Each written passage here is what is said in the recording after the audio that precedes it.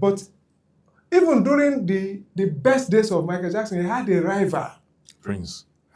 It was fierce. It was, àwọn tí wọ́n jẹ́ lovers Prince were always forcing it down our throat that Prince was better than Michael. But Michael was more popular.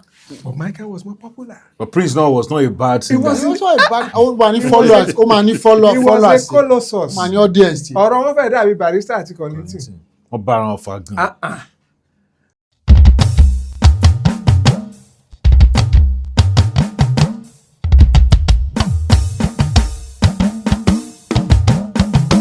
Mo kí yín ẹ káàbọ̀ sí Àgbàlẹ̀tù. Eléyìí gan ló yẹ ká pè ní ìjókòó àgbà torí àwọn àgbààgbà méjì ni wọ́n wà wájú mi. Tájọ máa èmi mo fẹ́ kẹ́kọ̀ọ́ látara wọn actually lénìí. Ẹni tí ẹ ti mọ̀ lórí Àgbàlẹ̀tù tẹ́ dẹ̀ mọ̀ dáadáa àwọn lẹ́ni àkọ́kọ́ Alhaji Sulaiman Adégbénró. Wọ́n tún wá lénìí bẹ́ẹ̀ ṣe máa ń sọ pé at least lẹ́ẹ̀kan lóṣù ẹ máa ń fẹ́ rí wọn. Ṣé ẹ ṣe wọn last month rárá? Ẹ wà. Àláǹfààní láti wá ní oṣù tó kọjá. Lóṣù tó kọjá. Okay. So wọ́n ti wà ń bí ní oṣù keje ọdún. So Alhaji ẹ káàbọ̀ sí Àgbàlẹ̀tù. Ẹ ṣé, inú mi dùn láti tún wá jókòó àgbà. Èmi gan wà yígà láti lẹ́yìn lénìí. Okay. Nítorí ẹni tí ẹ tún máa fojú ẹ̀ hàn pé wọ́n wà níbí. Yes, ẹni kejì tí wọ́n jẹ́ àwọn gangan ní guest, àwọn méjì a lè pè wá ní co-host, co-host. Ẹ jẹ́ nǹkan kì í sà wípé mi ò bẹ́ẹ̀ ilẹ̀ ń kọ́ wọn lórin àti instrument o, but nǹkan tí Mountain Top University mo ṣá mọ̀ pé àwọn kan wà tó máa ń kọ orin ìwà àwọn bóyá choir Mountain of Fire ni wọn ò bóyá choir Mountain Top University ni o àṣà ń rí oríṣiríṣi ẹ̀ẹ́dẹ̀ kì í fi ṣorin ẹ̀sìn nìkan ẹ lè mú orin Sunny Adé kan sáré jù sí mọ́dà mọ́ pé gbogbo ẹ̀ náà ó máa lọ́wọ́ yín nú.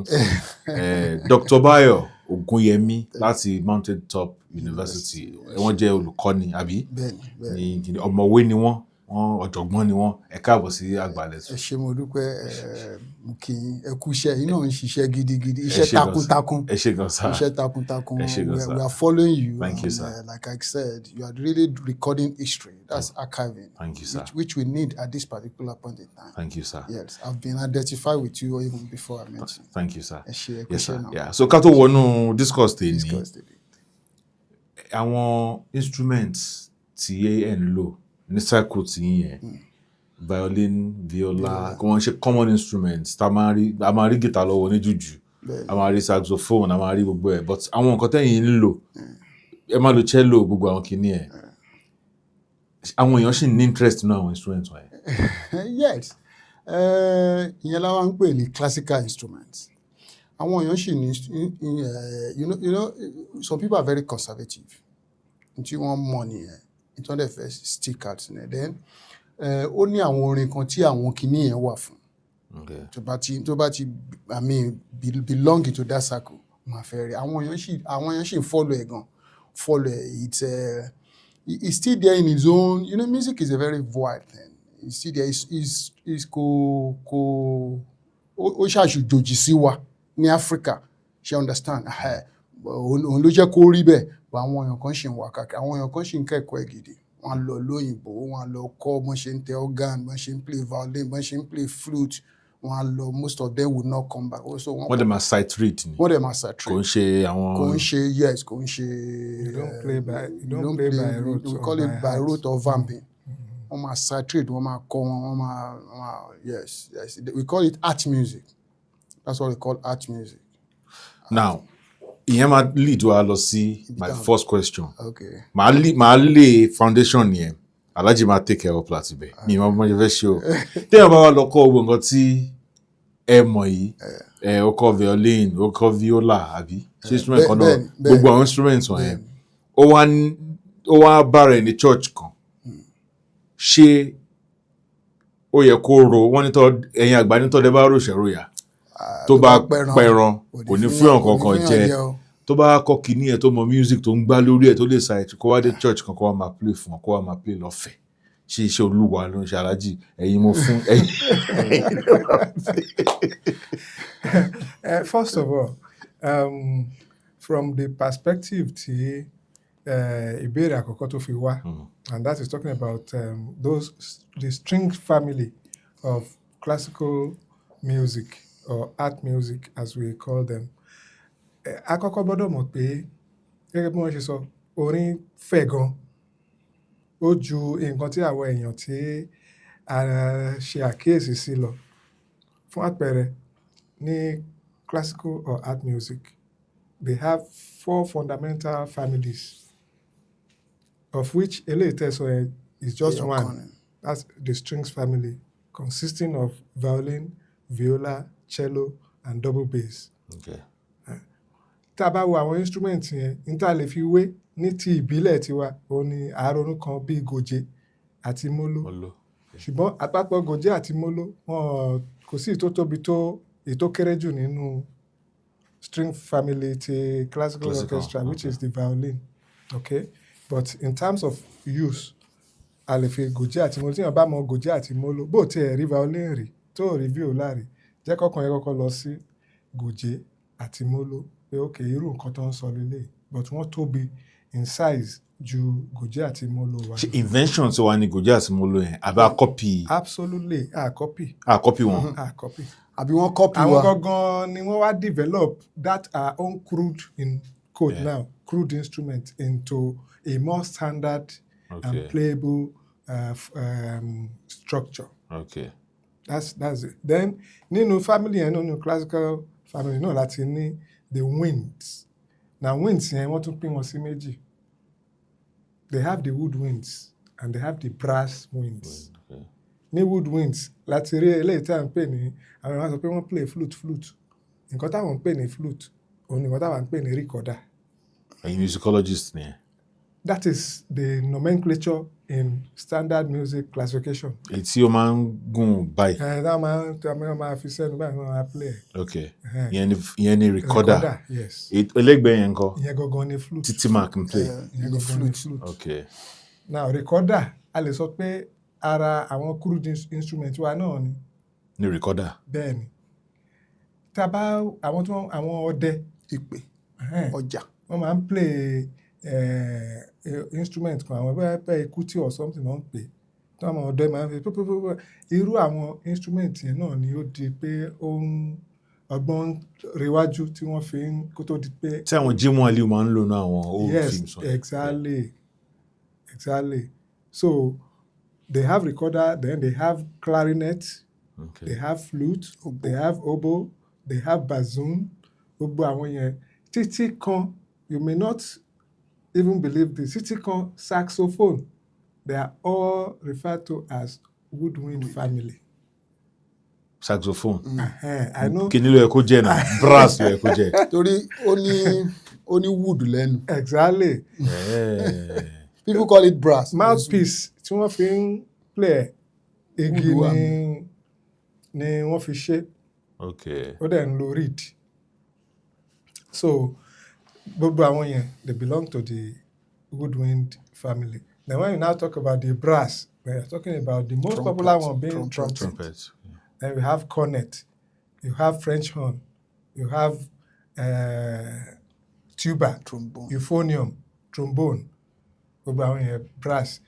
Why do they call those things those names? Ti brass yẹn ó wà very very glaring. Material tí wọ́n fi ń ṣe brass ni. Okay.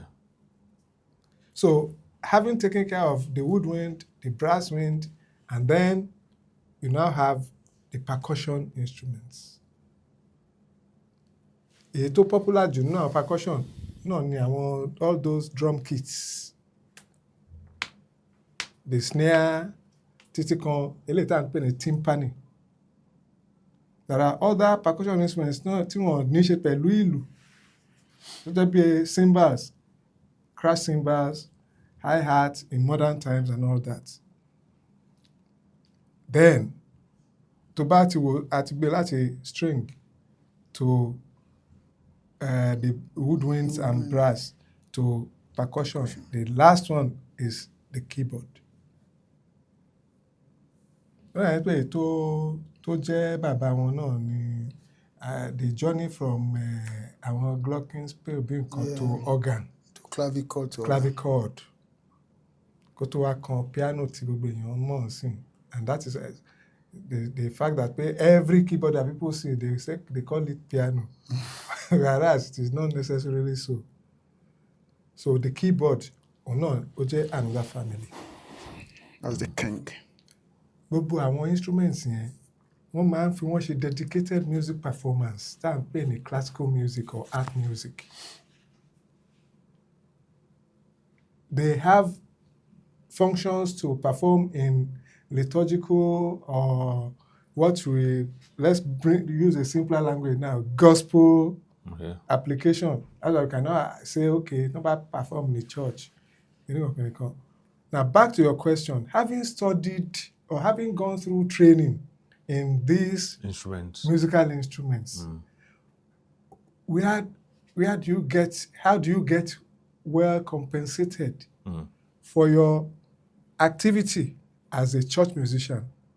I think, is that the question? If aside from the instrument, Otuna on registered words, contemporary music, seventh clinical. Okay, though, that's music theory. Of course. Quiver, semi-quiver, clinical. Okay. One is to play keyboard. The lay is seventh. Let's break that one down. In music generally, when you study music, there are different areas you can concentrate. For example, at the bachelor's level of training as a musician or as a musicologist generally, okay? Even though having a first degree does not make you a musicologist. But we have... Sir? Yeah. Having a first degree in music does not make you a musicologist. Ta láwọn tí ò lọ sí school rárá. Turning crown musicologist, maybe because one produce music. I'm not surprised. You know why? Because we like titles.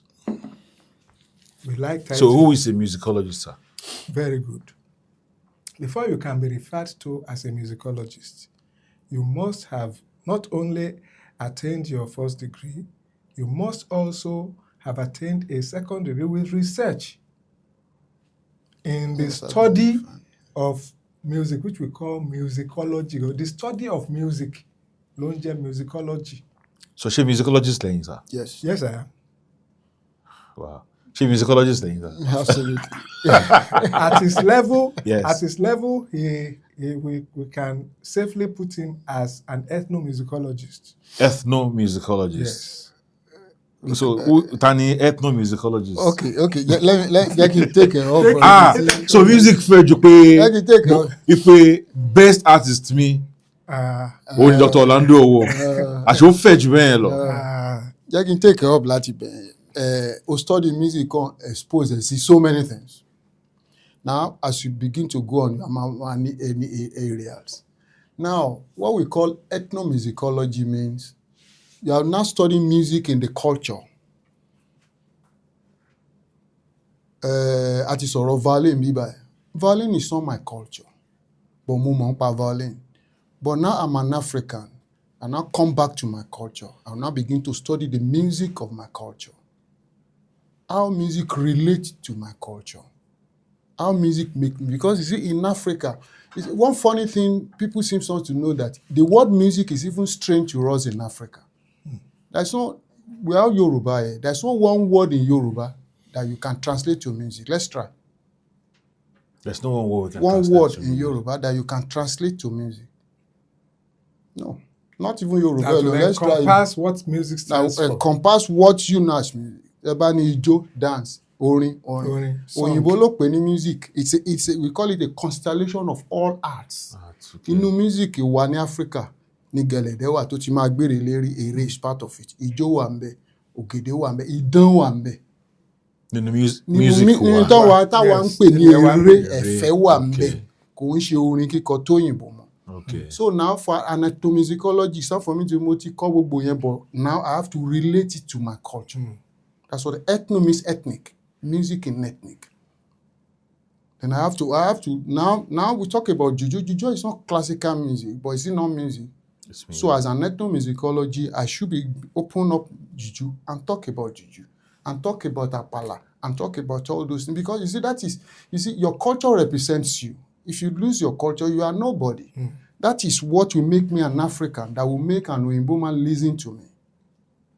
Because if I meet an Oyinbo man today and he wants to know about me, it's not even going to ask about my scientific invention. He's going to ask about me, who are you? And that means my language, my music, my culture, all those things make me. So we ethnomusicology, we now look at the musical aspect of me as an African. I should be able to discuss it. That is what makes me an African. But we are trying to sound like them. We are trying to pattern our music after them, using their own instruments and borrow wa sodo wa. And we believe that until we sound like them, until we use their instruments, that's when we can be fully accepted. It's a wrong perception, because onshele. Because you see, there's this thing you call colonial mentality. But the what we call post-colonialism, I think change there. Because you begin to realize that Africa is actually the home of art. So why must I emulate you? So we are beginning to look inward. That's very important, because if you look at Afrobeat, for instance, I was telling Alhaji while we were sitting down there, the British football team, they won World Cup and they came back home. They wanted to celebrate the victory, and they decided, okay, Kilafef is surprise coach, because they love their coach more. One organize, one close, one can surprise a Burna Boy. The woman started weeping. Live appearance. Burna Boy is our. If you look at how we are occupying, filling their theater to bring, that means we are beginning to realize where there are values in us. Although music is a world phenomenon, so we cannot rule out the fact that a ya instrument, àwọn náà ń yá tiwa. À ń sọ̀rọ̀ gòjé àti sọ̀rọ̀ flute ń bí báyìí. You see, the controversial lesson, mboli ó ti bẹ̀rẹ̀. Those things, if we subject to our own scientific search, life itself came from Africa. Life itself came from Africa, because we are there were 3 universities in Africa. I think one in Mali, one in Morocco or Egypt. Tí ó wà kíkí tí wọ́n tó wà. Ṣé wọ́n pé wọ́n loot àwọn universities ẹni tán kó material wa lọ, tán kó lọ tí wọ́n. So don't let us go there. So because art cannot be in isolation. A gbọ́dọ̀ yá lọ́wọ́ yín, kẹ́ yá lọ́wọ́ tiwa. What is wrong is that to say no man is superior. Okay. She understand? Ama yá ni, ama yá ilé, ama yá níbà. Even tone aya diatonic scale, àwa ní pentatonic scale. Okay, àwa la ní pentatonic. Àwa la ní pentatonic. Àwọn ló ní bó àti yá, because nígbà tán kó wa lẹ́rú lọ ń bíbà, àmú pentatonic wà lọ́wọ́. Nígbà tán débẹ̀, wọ́n inflect àtúnkò padà.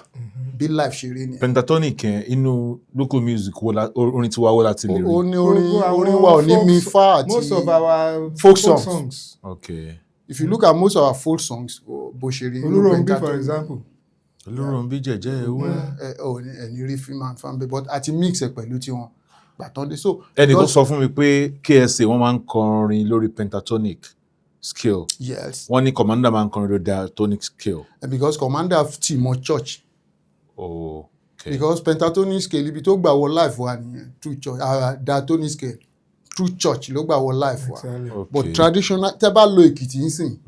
Tẹ́ bá lo Èkìtì ìgbé, tẹ́ bá ti ń kọ traditional songs pentatonic náà máa gbọ́. You see, a lot of things has been wrong with us. Another thing látún sọ bá àwọn òyìnbó wá ní ní harmony.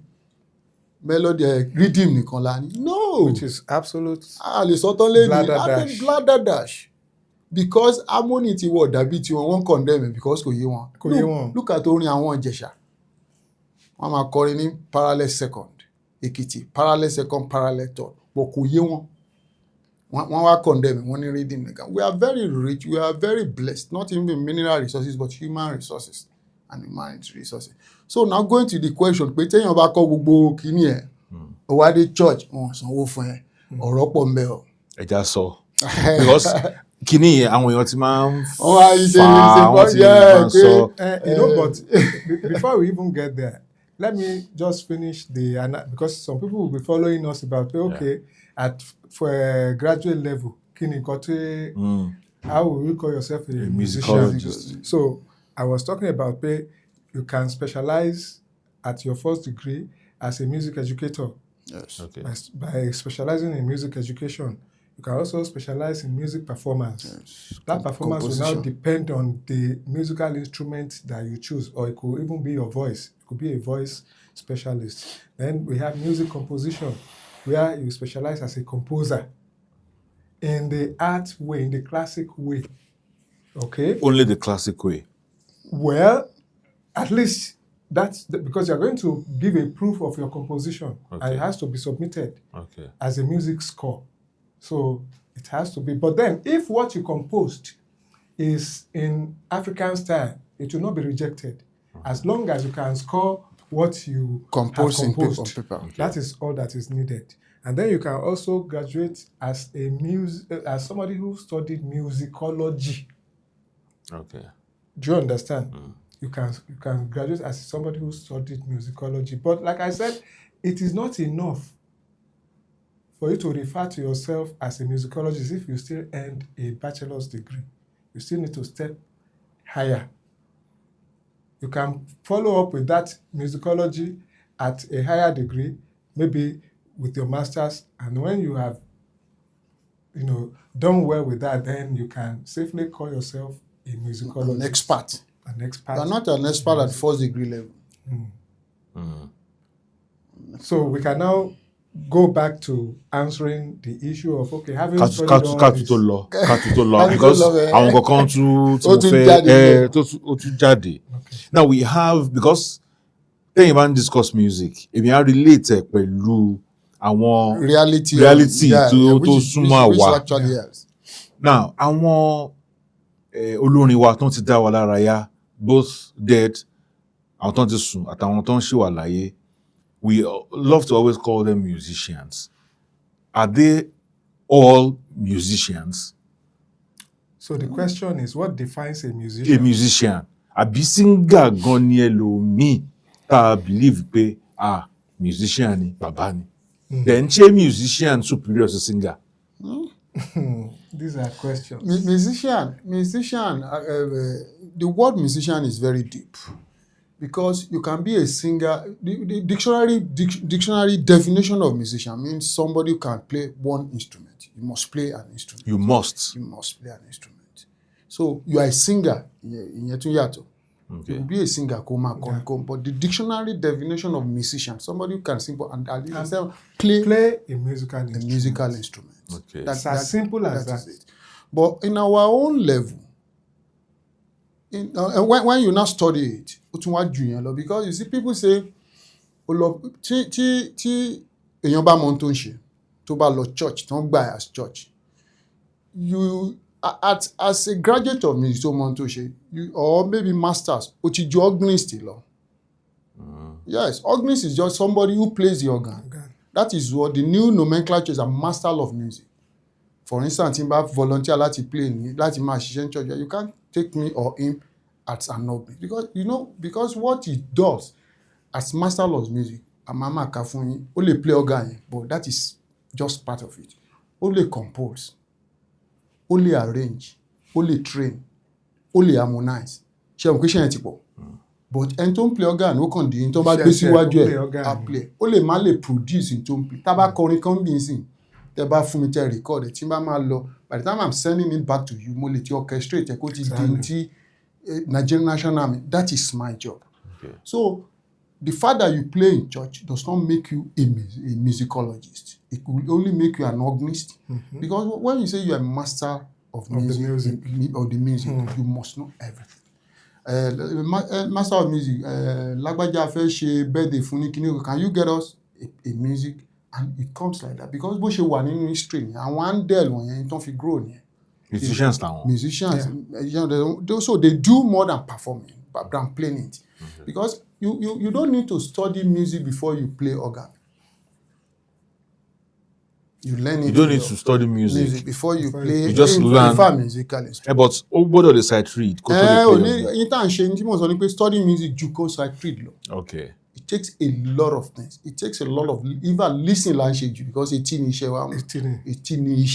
afọ́jú study music. If you are tone deaf, you can't. In fact, my university, we are the only one that is allowed to do auditioning before we admit. Because tá bá ṣe auditioning fún ẹ tó Yorùbá wà náà ní Yorùbá wọn ní kò létí ìlú. Kì í ṣe pọ́n fi ń bú ẹ, kì í ṣe pé o fi ṣe Ọlọ́run, bò bí Ọlọ́run ẹ ṣe dá ẹ. Bẹ́ẹ̀ tó ń lọ ọwọ́ òsì ni kì í ṣe èbú. O létí ìlú ò ní discipline yẹn ò ṣe tí o lè lọ ṣe nǹkan. Ẹni tí ò bá ti létí ìlú tó bá dárin kò ní rí gbé dáadáa. Àṣé wọn ló ń kọ láṣẹ bẹ́ẹ̀ náà ẹni tí ò mọ̀ ọjọ́ kò ń ṣẹ̀bi ẹ̀ èyí tó ń gbọ́ ló ń jó. tó ń gbọ́ ló ń jó sí. So what you need to be a musicologist, it's more than all these things. You are an expert. In fact, ọ̀rẹ́ wọn Bọ̀dá Yẹmí Akínpẹ̀lú, I cannot, maybe I don't know whether I know it. Yẹmí Akínpẹ̀lú, I can't remember when last he sits on the organ, but it's one of the best we have around. One of the best. In fact, to extend now that what we call music technologies. Àtúntì incorporate tó bá ń play tí n bá ń play piano mo gbọ́dọ̀ lè tú piano ṣe. Yes, tí n bá ń play I must be able to bí ẹni tó ń wa mọ́tò tí mọ́tò ẹ̀ bàjẹ́ tó bá o gbọ́dọ̀ lè ṣe. We are now teaching students that tó bá jẹ́ organ ẹ̀ bá bàjẹ́ ó yẹ kó o lè, at least you should try to understand. So it's an holistic thing. It's an holistic thing. It's more than mo kàn play in church. No. For instance, in advanced country, there shouldn't be you shouldn't have a church being built without a musicologist being involved in the formation, like your construction of it. Because we are talking about sound. He's the master of sound.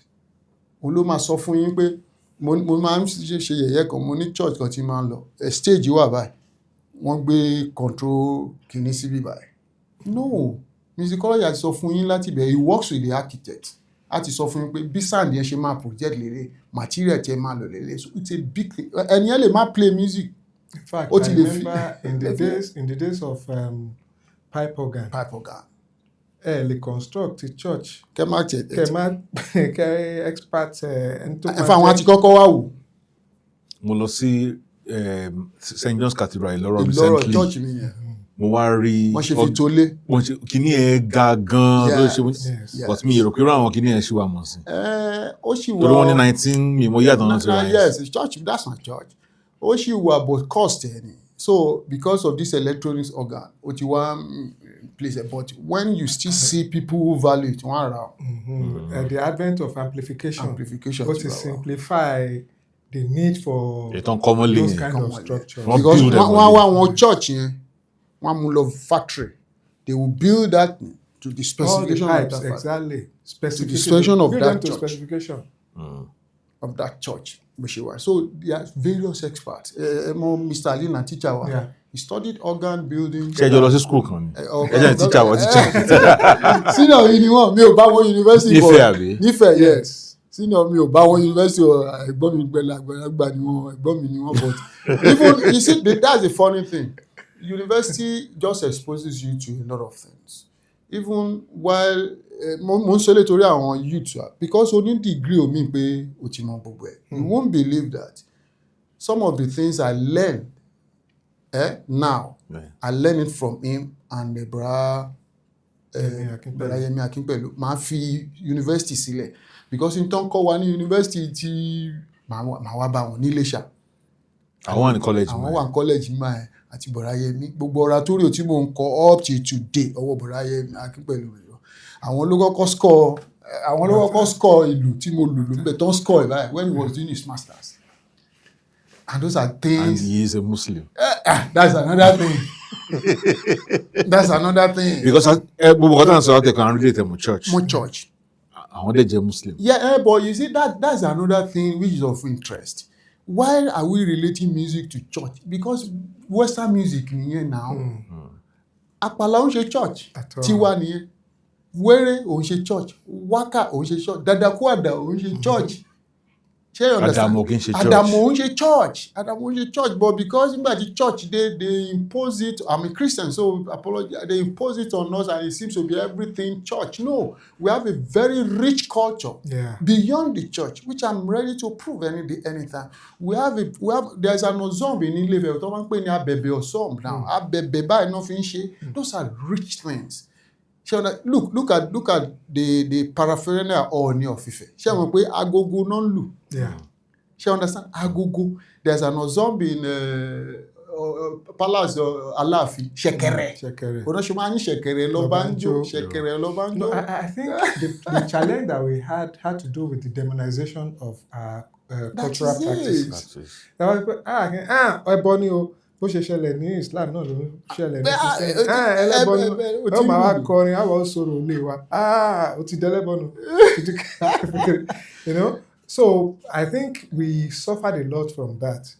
Ó dẹ̀ affect psyche ọ̀pọ̀lọpọ̀ wa bá ṣe ń dàgbà bọ̀ until the likes of Professor Wole Soyinka decided not to use his should we call it baptismal or English name. Tí ẹ má pè mí ní Henry Olúwọlé Ṣóyínká ní orúkọ mi. Then some of us then will like ṣe ní pè mí ní Sulaiman, you know, you feel good. Ṣe ní pè mí ní Richard, Richie. But àwọn yẹn ti rí beyond nǹkan táwa ń wò pé look, those things are different from who you are. I found it comfortable to remain a Muslim despite my exposure to music. Tó bá pẹ́ ẹlòmíì ni mí, I will have become a Christian. Kí ni mú àwọn kọ́ Muslim olórúkọ kan tó máa ń gbé art náà pé kèfèrí forbidden art is forbidden thing. Which is not necessarily true. It is not necessarily true.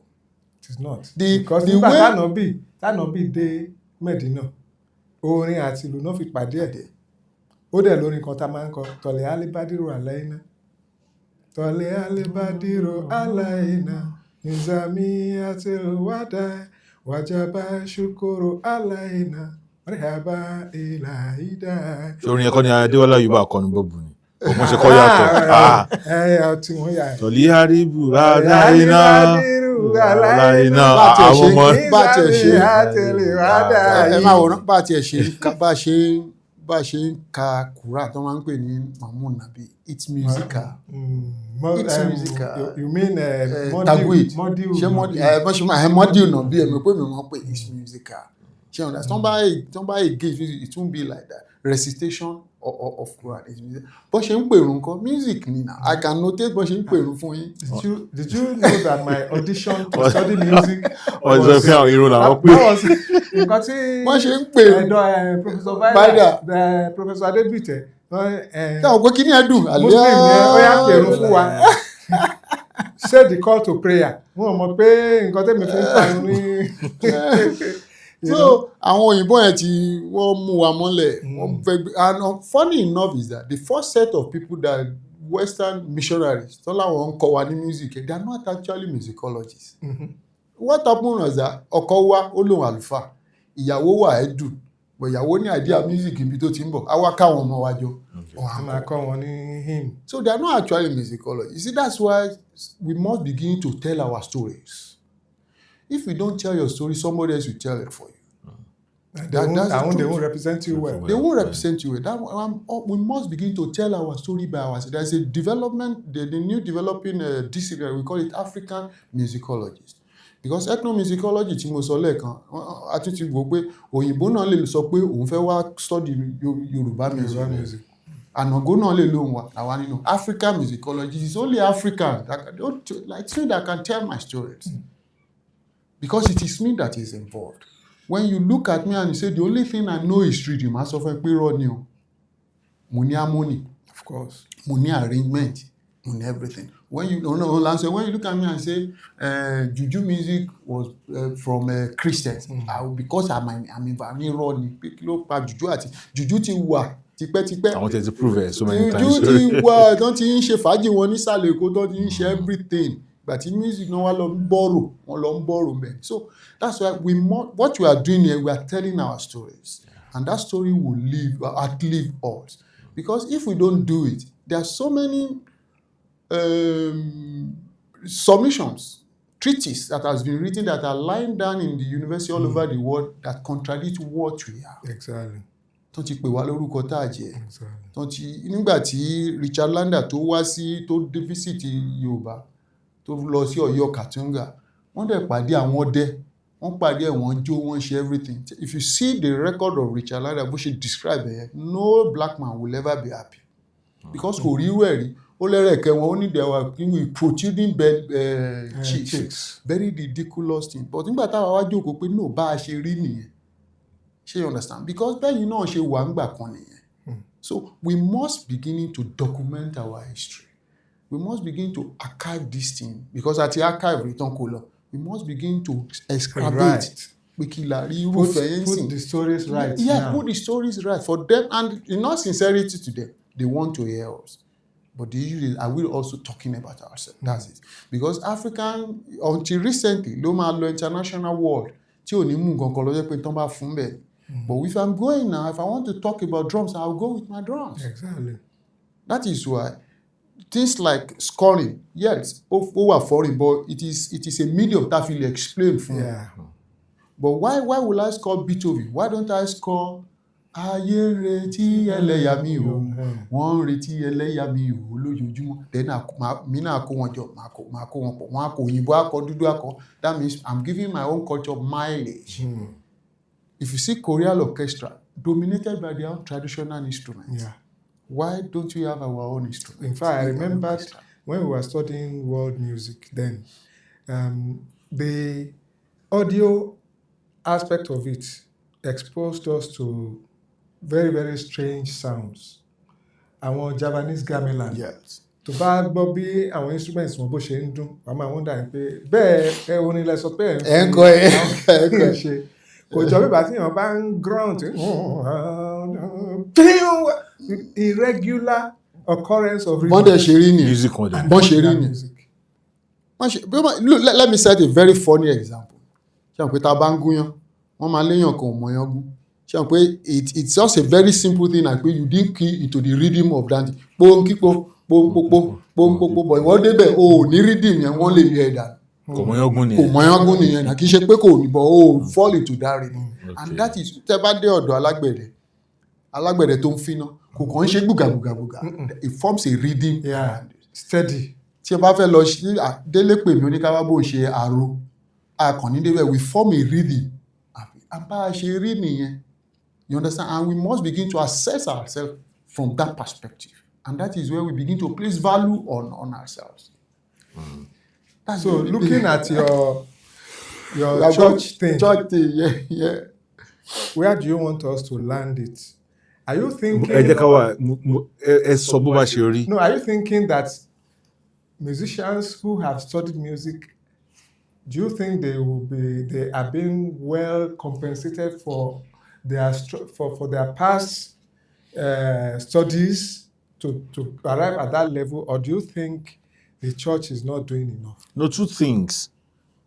Do they deserve compensation because iṣẹ́ Ọlọ́run náà ń ṣe and they are doing it for God? That's leg one. Leg two, they deserve to be paid because wọ́n kọ́ iṣẹ́, wọ́n mọ iṣẹ́, wọ́n dẹ̀ máa survive pẹ̀lú family wọn àfi tó wáyé pé wọ́n fẹ́ castrate wọn pé ẹ má ní family bí lè máa gbé títí láì. So two legs ni. No, I think doctor is in a better position to. Ṣé kìíní ẹ̀ it kept coming and on. Wọ́n ní Yorùbá ní téèyàn bá lo oògùn. Màá fẹ́ kẹ́ extend there beyond the academically trained. Yes. Àwọn tó jẹ́ performance. Àwọn máa tẹ̀ gbé kọjá church. Like just limit it to art. Ṣé wọ́n ní téèyàn bá lo oògùn lọ oògùn ló máa ń rí tó bá jẹ́ ẹrú ló wá lọ wà. Tó bá ti rẹ̀ wá kẹrù tó bá jẹ́rù náà ni.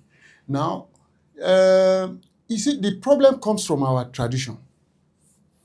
And it boils down to the philosophy of Iṣẹ́ and Ere in Yoruba land. from our tradition orin kíkọ ijó jíjó eré ló bọ́ sí. That's it. It's a philosophy. It's a philosophy. Nígbà tí n bá ṣe tán tá a bá ṣe tán à lọ abẹ́gi à lọ ṣe eré.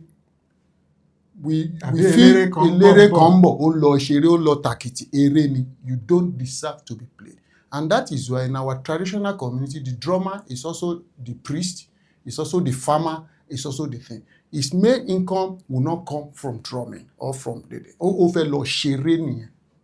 You understand? But iṣẹ́ means ó fẹ́ lọ ṣe iṣẹ́ ó gbọ́dọ̀ jẹ ńbẹ̀. You understand? So sorry, in other words, we are looking at pé ẹni tó jẹ́ musician yẹn ààrin ní rí pé kó jẹ́ pé music yẹn ló fẹ́ fi jẹun. Ó fẹ́ eré ló kàn ṣe. Àbí gbẹ́nàgbẹ́nà ní tẹ́lẹ̀. Gbẹ́nàgbẹ́nà ni. Bẹ́ẹ̀ tó bá wá ń ṣe iṣẹ́ eré. Òun náà ni mò ń bọ̀ nísìn. Now now kí ni eré comes about eré through talent. O kàn ní talent or o inherit ẹ̀ or o kàn gbé inú ilé, that is what we call o ní skills ẹ̀, that is what we call eré. Ìwọ gan feel pé o lè deserve. Now what is iṣẹ́? Iṣẹ́ is art. Art is what you arrived at consciously. O jókòó, o ní skills, o ní kíní, o wá jókòó, wá study o ti ní art. So you have contributed a lot of time, a lot of effort to make your skills a art. Do you understand? So you are deliberate. You are deliberate, o fẹ́ ṣe. Now this is Ibadan. Let me cite an example before I go on. IICC ní ayé àwọn bọ̀dá Ṣẹ́gun Ọdẹ́gbàmí làwà. Ṣẹ́gun kan lọ́fíìsì. Wọ́n á lọ ọ́fíìsì láàárọ̀, wọ́n á ṣiṣẹ́ wọn. Tó bá di ìrọ̀lẹ́, wọ́n á lọ gbá bọ́ọ̀lù. Wọ́n ń gbá bọ́ọ̀lù bí ẹni ń ṣeré nígbà yẹn. IICC then used to be Industrial Investment Credit Corporation àbí nǹkan kan. Wọ́n ń gbá bọ́ọ̀lù bí ẹni lọ ṣeré ni. But nígbà tí Kẹ́ṣì Yẹ̀kínì tán dé tó yẹ pé tán bá ti jí wọn ní ọ́fíìsì wọn ní kankan wọ́n á kọ́kọ́ lọ físíò wọ́n lọ Portugal wọ́n lọ iṣẹ́ wọn kó ti di iṣẹ́ but they not paid more. That is it. Now let's bring it back to music. Now àwọn people eré wa àlùfáà ó lọ ó dá church ẹ̀ sílẹ̀ ó wá rí èèyàn kan tó ní òun kàn fẹ́ máa bá fi ṣeré kò ní fún lówó náà because you are just doing what anybody could do. Wá kọrin fún wa ó ti kọrin wá ṣe kinní kan but pàtẹ́wọ́ fún Sister Mary if you know they know that this is your job and ìwọ gan mọ̀ pé this is your profession kì í ṣe pé bóyá o lọ ọ́fíìsì wá gbá bọ́ọ̀lù rán ẹ this is your profession you will ask for pay. So àwa ló máa bí mo ṣe ní bó nípa bá ṣe pé igbá ẹ̀ wọ́n ṣe máa ń pè. Now and if the church knows that you are adding value they will pay you. That means, and what does adding value mean? You are doing more than ordinary. You understand what I'm saying there? Now, irú èmi nsìn, my first degree I studied keyboard. I could even write keyboard. So you know every Sunday I give you new music. I give you new tunes. Because we study music, we don't only hear music, we can see music. Yeah. You will pay me. Because if you don't pay me at work, there will be an opening. Because you see, the ideal of everybody a musician is far gone. But if you walk away, Ọlọ́run tẹ́ ń sìn mẹ́ńkọ́. Now let's come back to Ọlọ́run. Let's come back to the Ọlọ́run. Now a ní iṣẹ́ Ọlọ́run ni. Ta ló ń ṣe iṣẹ́ èṣù? Torí ẹni tó ń tajà lágbé ni kì í ṣe iṣẹ́ èṣù ló ń ṣe o. Ta ni ó ń ṣe iṣẹ́ èṣù? Every one of us iṣẹ́ Ọlọ́run la ṣe. So why tó ṣe jẹ́ pé iṣẹ́ Ọlọ́run tèmi ni ò ní lówó lórí? Àlùfáà iṣẹ́ wo ló ń ṣe? Iṣẹ́ Ọlọ́run ṣe. Ẹni tó nígbà tẹ́ bá sanwó fún ẹni tó ta buns fún yín, ẹni tó ṣe decoration church, ó gbowó.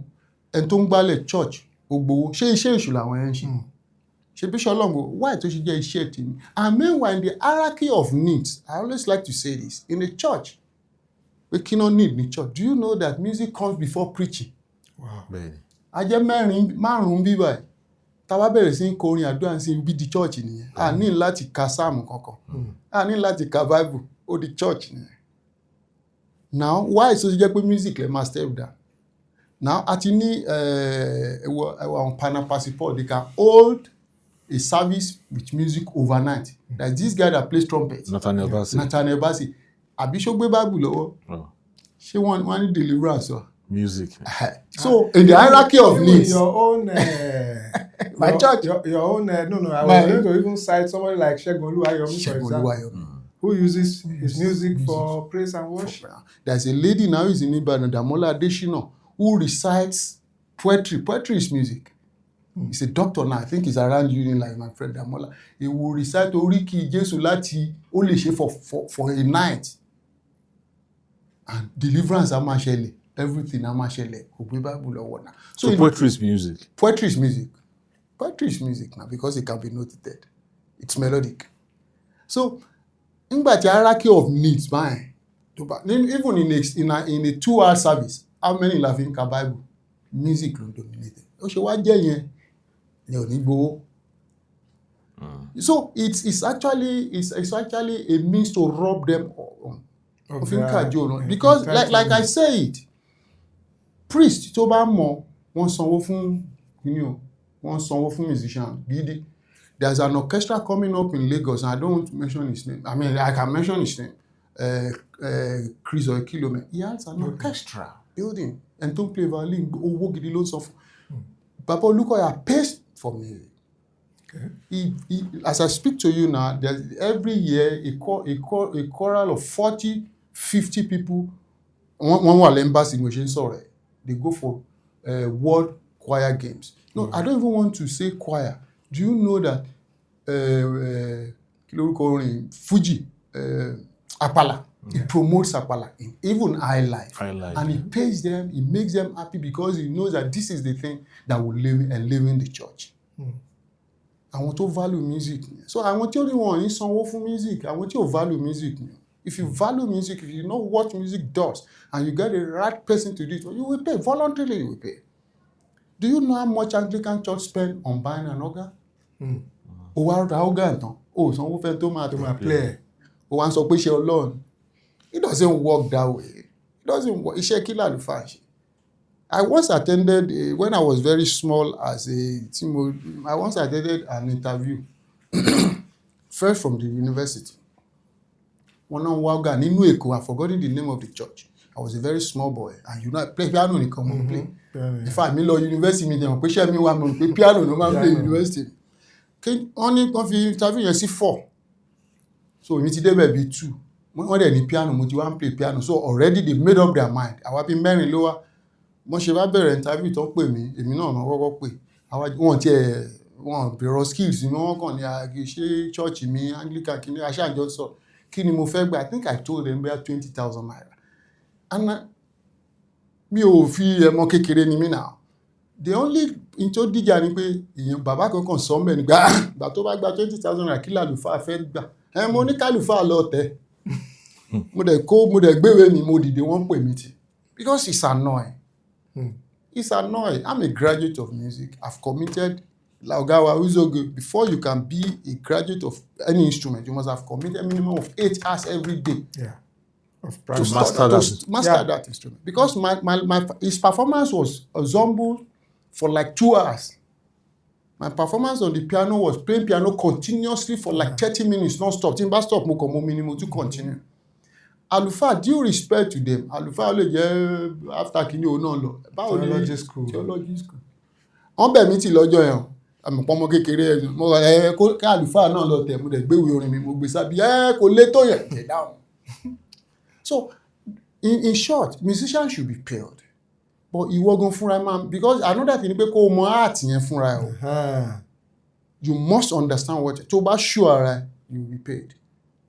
Because what I see in most cases is ìtàn sọ́lá náà lọ́fíìsì ni pé there's even a new practice and ìwọ ló ń tẹ church yẹn, ìwọ ló ń tẹ piano in church àbí tó ọjọ́ tó bá wá ní special program wọ́n wá invite another person wá wọ́n wá fún lówó wọ́n ní fún wọn lówó tó wà mẹ́rin gbogbo ìgbà torí pé jọmọ church. That means any value music. I'm telling you. I even had one recently. Somebody was posted away from a church.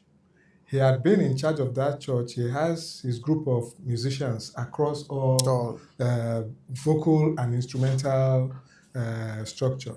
Then the person that came to replace him disbanded the band. And then while those ones were wondering, báwo ni àlùfáà yìí ṣe wá pé okay if you are still interested come and audition. kó wá audition rẹ̀ wá. Come audition padà. And one of them who auditioned was told to, I think, bóyá ó lo language kan like ó gba letter retirement. That means the person is no more. So because I'm just looking at kí ni nǹkan tí the previous priest tí ó ní pẹ̀lú band tó wà nílẹ̀ tẹ́lẹ̀ tí ẹni tó ṣẹ̀ṣẹ̀ dé nísìn tó wá fẹ́ pé band yẹn ò dààmú. Apparently wọ́n ní ẹni yẹn ní àwọn èèyàn tiẹ̀ tóun náà fẹ́ kó wá. Those are intrigues. You understand? Those are a lot of intrigues. But more importantly ni pé kó kọ́kọ́ mọ iṣẹ́ tó fẹ́ ṣe o. Very important. You understand? Because tó o bá mọ̀ ni wọ́n á máa dáyà já ẹ̀. You understand what I'm saying? I mean, àìmọye tí o tẹ̀ ń play in church to hear from church. That's another thing. I don't need to hear from church. You can call me to write an anthem for you. You can call me, I mean, not me particularly. You can call scholars and say, sorry, I want to retrain my choir. Because iṣẹ́ wa pẹ̀lú even recruitment. I can recruit for you, set up your day. Ṣé ẹni sanwó fún mi? When I say the next 3 months, this is his target. So what is one is that let us know what we are doing. Look, professionalism là ń sọ bí báyìí. I think what you have said now has touched on the general application of music and management. Yes. Ẹ wo late barrister ṣe bọ́lọ́pàá ní wàbí. Sójà. Nígbà tí ó fẹ́ di professional ṣé kò fi sójà lẹ̀. So ó wá rí ó fi orin ti kúrò ní eré tí mo bọ́ ó ti di iṣẹ́. Ó ti kúrò ní eré ó ti di iṣẹ́. Ògúndé ńkọ́? Ògúndé was ọlọ́pàá. Yeah, he was a police. Nígbà tó fi ṣeré tako. So we must professionalize what we are doing. That's what is lacking in this place. In Nigeria, in Africa, we seem not to understand that this is a big fortune on our own. We must professionalize, and that is why it goes a lot of things. Even it goes to management. Let us look at the issue of music management, especially as it affects our performing band boys. At what point does a musician or a band leader or a band owner require someone to be in charge of his management? From the very beginning, when you are conceiving the idea of having a band, it is advisable you grow with a manager who knows what he's doing. Can you prerequisites for someone who wants to be a band manager along that line? Yes. From the professional. Sherry, most of the people we call band manager here are just errand boys. Mo ní band, àbúrò mi náà bá wa worry, ọ̀yá lọ ra oúnjẹ wa. No, it takes more than that. Now, let me say something. Only band. The first thing is even register the band. Because Bayo Ogunyemi, ó yàtọ̀ sí Bayo and Ekinikan. Register the band. One. To jẹ́ pé ó ti di, because when you have a registered company, it's a legal entity on its own. You can use it to borrow money. You can use it to do a lot of things. So when you do that, look for somebody who has the knowledge of management. Only man study music, but it's an advantage to study music. It's an added advantage who begin to guide you. Okay, irú orin wo ló fẹ́ kọ. Now, ọjọ́ tó ti bẹ̀rẹ̀ yẹn, o ti gbọ́dọ̀ pé compile your list of friends, your circle. Is it your church? Because you have to launch from somewhere. Ibìkan ló ti máa launch. Ẹni yẹn ló máa package kìíní yẹn. Ló máa package kìíní yẹn. Ló máa bẹ̀rẹ̀ sí ní advice. Ló máa bẹ̀rẹ̀ sí ní sọ bó ṣe lè raise owó. It's not just an errand boy. Okay, bá ṣe lè raise owó, bá ṣe lè raise. And if it's somebody that is grounded in music, he begins to even look at you and advise you on what to say. Because for instance, ó ti study ó ti mọ̀ pé ohun ẹ̀ máa há ní time kan. Then you have to find solution to that. Then ó wo band yẹn títí tó ń ká band yìí mi like bọ̀bọ̀ auto yìí. Iṣẹ́ ẹ̀ ní láti find a replacement. Òun ló máa wá studio tó máa. You see, it's a very bogus thing. From band management. Even management itself. At this juncture, let me share a personal experience with you. I was rounding off my youth service in Kaduna, And then I saw an advertorial in The Guardian. I applied. The position was, I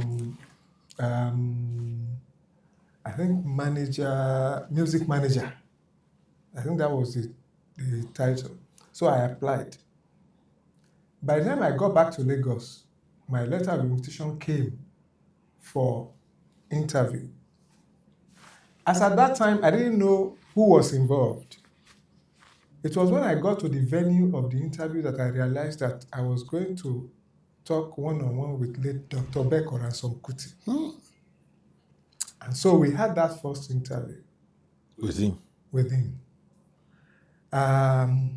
One of the first questions he asked me was, do you know who you are going to manage?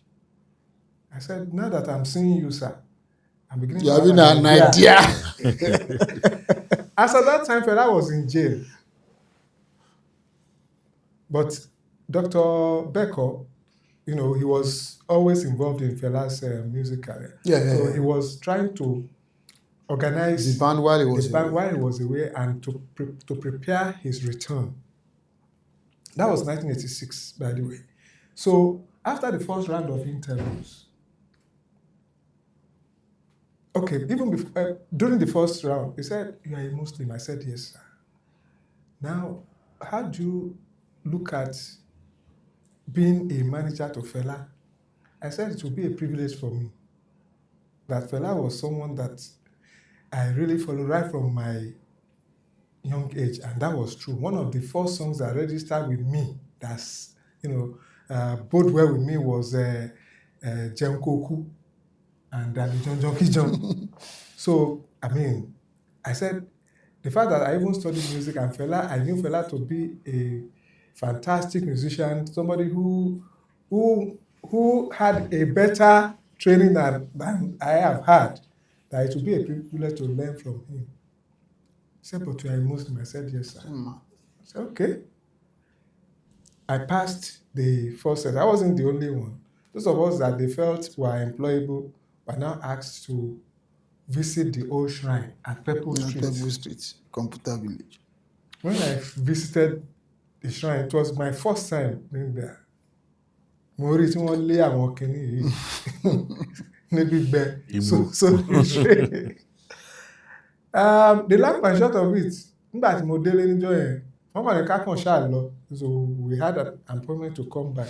By the time tẹ́mi délé níjọ́ yẹn, mo gbé malaria ní straight. Kò easy. So I was now determined that Fela is bigger than what I saw at the shrine. That people like me, people who are more influential, more gentlemen in quotes, they will want to watch Fela perform any day, anytime. But what I saw at Old Shrine will never endear those people to go there. And during my own time as Fela's manager, is going to have people like that and more to come to the shrine. So the appointed time came. I was face to face with Dr. Becker again. And I said, after visiting the shrine, what are my observations? How do I want to improve Fela's music and all that? I said, number one, sir, I must stop. I want to tagbo. I said, number one, I must stop. Igbo títà níbẹ̀ yẹn. Ṣé mo pé nǹkan tẹ́mi mọ̀ about Fela was on the outside. Yeah, that's Fela music. I didn't know Fela in the inside. And I felt, and I was right in my own way, that a lot of more, noble people will not mind coming to see Fela. Tí wọ́n bá rí pé atmosphere around him are conducive. Okay? Dr. Becker said, okay. Because I gave him my reasons. And I studied music. I can be of more value if he has somebody like me around him. I know I can add a lot of value to his music. He agreed. But what he did not tell me that he did not agree to was that we were going to do it with Igbo. And that was why I did not become. It's obvious, and you can't get that job now. So I wasn't given the job, but that was how close I was to because you studied music. And I knew I was so fired up. I really wanted to work my ass out to make sure that I knew Fela was already big. I wanted to give a different Fela to the world that in my own fantasy, you know, just to buttress the point about you must know. Money question kan. Go ahead. Nípa story yẹn. Mi gbọ́ story yẹn lẹ́nu yín rí. Oh, wonderful. Mo bá yàn kan sọ̀rọ̀ ọjọ́ kan. Ẹni á sọ pé lifestyle Fela wípé ó assist brand ẹ̀. Ó jẹ́ káwọn èèyàn wò bí radicalism yẹn gangan ló tà. Tí wọ́n bá detach igbó yẹn kúrò, ṣé Fela ò ní jẹ́ Fela mọ́? You see, for me personally, I felt Fela will still do much better without. I'm not talking about his personal life. I'm talking about his brand. Because iṣẹ́ tèmi pẹ̀lú nǹkan tèmi ti study ni pé to elevate his performance beyond that pedestrian and his status. Crowd and his status. So that àwọn èèyàn tí àwọn èèyàn tó ń fẹ́ identify pẹ̀lú they can come to the shrine freely. Exactly. And that was my own vision.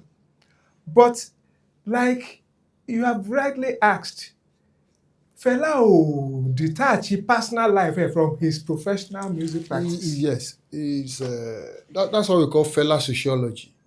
That's Fela the artist. That's Fela the sociology. The question we should ask ourselves is that, you see, Fela is a very intelligent, or was a very intelligent person. He studied music. He did not just only study music, he studied the sociology of his people. Let's look at the trajectory of his growth.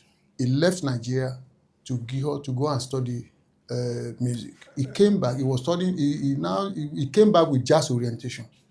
He didn't succeed. He went back briefly again. He came back, he joined iLife band.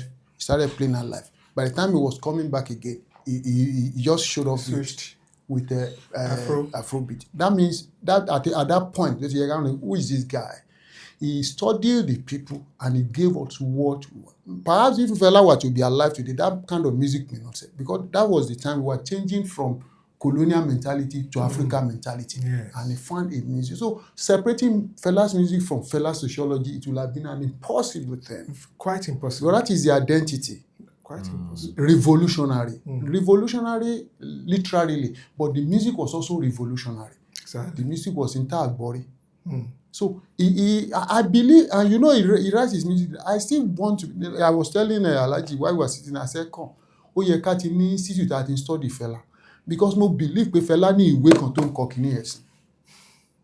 He didn't do those things spontaneously. He might have lost them during the Kalakuta. But he didn't. You see, Fela carefully organized his art. He was the most organized musician. Most organized. So ó mọ tó ń ṣe. Ó wù ú nígbà tó kọ́kọ́ wá, ó ń play jazz. Ó ń play pẹ̀lú àwọn Frank Kuboye, àwọn cousins ẹ̀. Gbà tó padà wá, ó gbé iLife. Gbà tó máa padà wá tó fi lọ bá My Davis, ó fi ṣe kíní ẹ̀ tó máa padà wá báyìí. Kò jọ nǹkan kan. He just gave us what is fitting for us. And you understand, because he grew up on the streets of Abeokuta, you understand the power of the audience. And the question that might be around ni pé tó bá lọ ṣe 9 jams yẹn, igbó mélòó ló mú kílẹ̀ tó mú? Àgbélọ́wọ́. But that's the mentality. So kò ń ṣe pé bẹ́ẹ̀ náà ló ṣe ń fà á tó. No, I don't think so. I was a journalist when Fela was alive. He's on. He does. Kò rí Fela pé bàjẹ́. Surely his desire to be the mouthpiece of the masses. Yes. Nǹkan tó jẹ́ kó kí lifestyle ẹ̀ rí. And we needed a mouthpiece. Kò sí democracy in mind. The only we needed a mouthpiece. So he came, he just got fixed it. So ẹni pé tó bá yẹ Fela wà life now. Yes. Ṣé orin yẹn introduce that same song. Ṣó máa jẹ́. No, because sociology wa ti change. Nǹkan ti change. Sociology wa ti change. Technology gan ti change. But he was a smart man. He saw that thing and he got it. And look at his music movement of the people. Like, and that was even the name of his party. Yes, yes, and it was like match and ìgbà yẹn ni agitation military must go everything must go ìgbà yẹn ló ń bẹ̀rẹ̀ because you are coming from ayé àwọn Boniem òyìnbó ló ń fún wa lórí ìgbà yẹn it came after so the scholarship in Fela is even more important to me than even his music. Báwo ló ṣe arrive at those things? He must have sat down and said, this is what I want to do. Ìgbà tó ń kọ jẹun kó kú yẹn, ó ṣì ń try ilẹ̀ onídòdò, ó ń try ilẹ̀ but by the time he came, he got it. In my review of some of his songs, just like you said, his first set of songs were quite jazzy, harsh. Even his high life wasn't the high life, wasn't the regular high life. Was jazz high life. It wasn't the regular high life.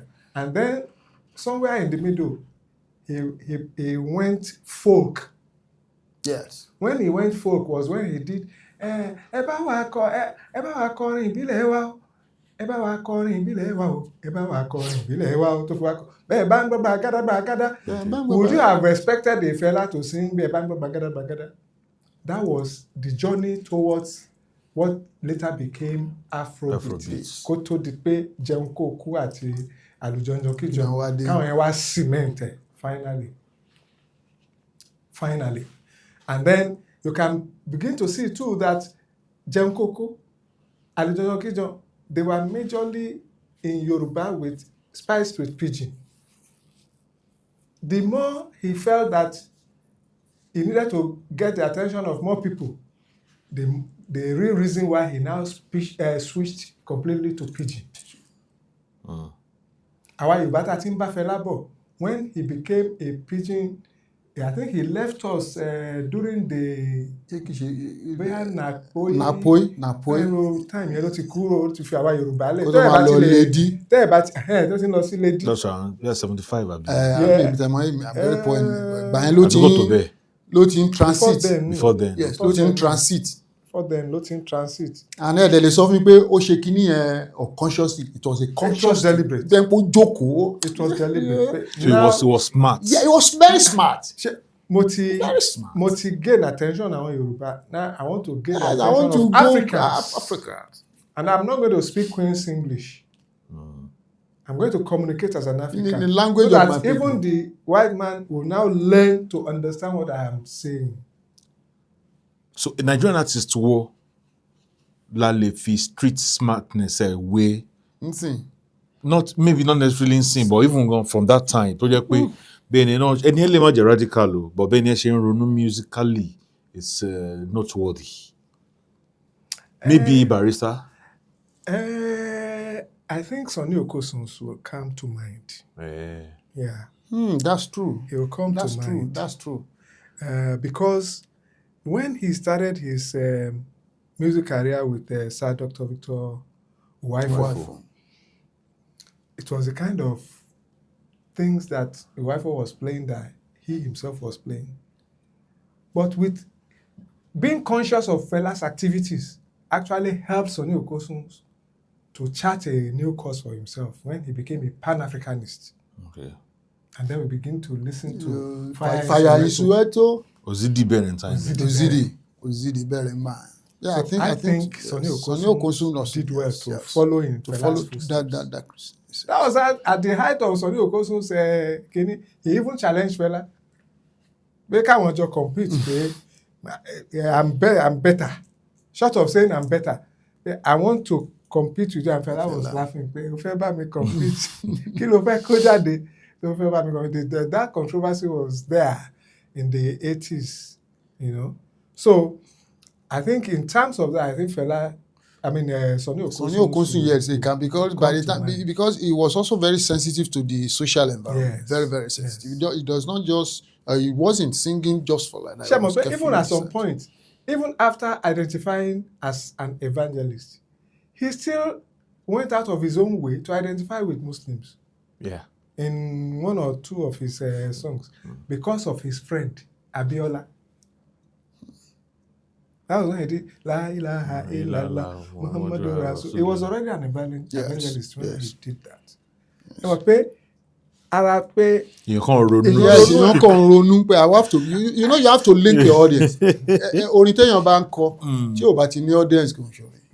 and that is we Africans, because there's a thin, almost non-existing line between the performer and the audience in Africa. Your audience has to say a lot of things about you. Because nǹkan tí mo ṣe mention maybe Barrister lẹ́ẹ̀kan Yeah. ni pé he looked around and saw that àwọn oníjùjú yìí wọ́n ṣe dáadáa, àwọn èèyàn yìí ń gbọ́ Fẹlá.